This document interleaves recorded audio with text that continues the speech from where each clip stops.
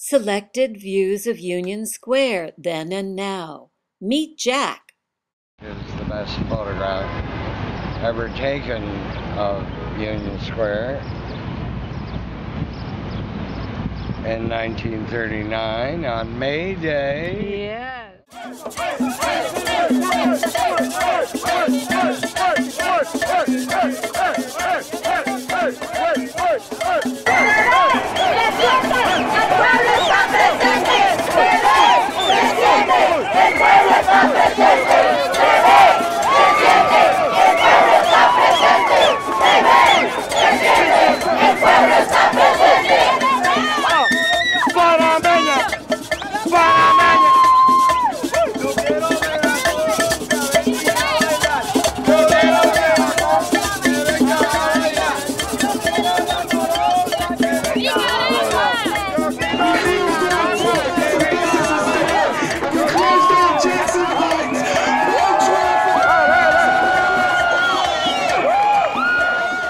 People have gathered at Union Square since its conception as a commons in 1815. Parades, protests, memorials, and meetings all continue to this day. For example, the Occupy Wall Street May Day protest of 2012.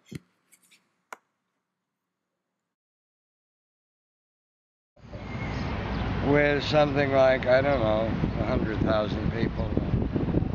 No trees, no pots. They close off this block of 17th Street. It shows these four buildings that still exist. This one, which is now Barnes & Noble, but used originally in 1881 when it was constructed, was the Century Publishing Company. The first publishers of Mark Twain, Robert Louis Stevenson, Edith Wharton, and so on. That's that. This is still here. It's the Everett Building. It's also landmark. They are reconstructing much of the storefronts on both sides. This is Park Avenue South, or what used to be 4th Avenue. And the storefronts on the Park Avenue South side are being restored pretty much to their original condition for occupancy by the entire building storefront, both this side and the Park Avenue South side, by Sephora. My goodness. And it'll be a nice job. Oh, good. And this, of course, is the famous Guardian Life building, landmark, largely thanks to USCC. Right. It was built in 1911, and it had one of the first electrical signs on the top, which said, originally, Germania Life Insurance Company. Along came World War I, and Germania was not a nice word. No. So they changed the name of the firm to Guardian. The same number of letters. Very wise, very wise. And changed the sign to Guardian. Yes. And then along came this hotel, the W Union Square Hotel. Went to the Landmarks Commission. We can't stand that Guardian sign up there, even though it was there when the building was landmark. And they got permission to change it to that. And here, of course, is Tammany Hall. Yes. 1929, which we are urging the landmark designation of. Yes. And it is now the home of the New York Film Academy and of a thriving off-Broadway theater in a space that used to be the Roosevelt Auditorium, which is a great meeting place for union rallies because the building was then owned by the International Ladies Garment Workers Union, IODW, National Historic Landmark. which had actually been designated the year before. Were you here for that? It was a great event. Oh no, I'm sorry I missed that. That's about the time I did the labyrinth. I started labyrinthing around then. Yeah. A mammoth ceremony. That's great. I talked about the woolly mammoth, and when I had the vernal equinox inauguration with Henry Stern for the labyrinth. Oh yeah. I brought up the woolly mammoth. Who knew? It's a mammoth tusk that first shows a spiral depicted.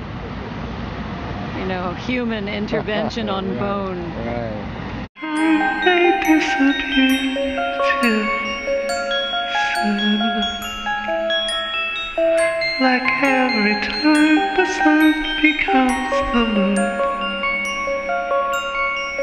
I'm walking up and out of reach.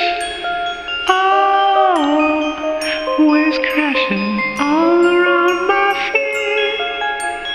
Oh, keep sinking almost to my knees. Oh.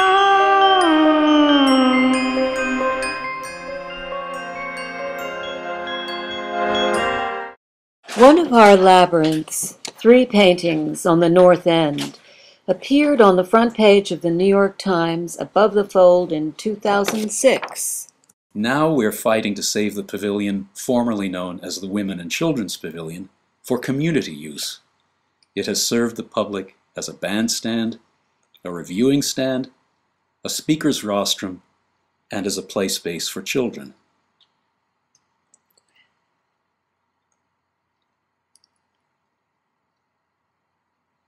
To bring attention to our organization on Easter Sunday, we participated in a street fair along Broadway. Some of us wore festive hats recalling historical protests. His hat reads, "Bread and Revolution."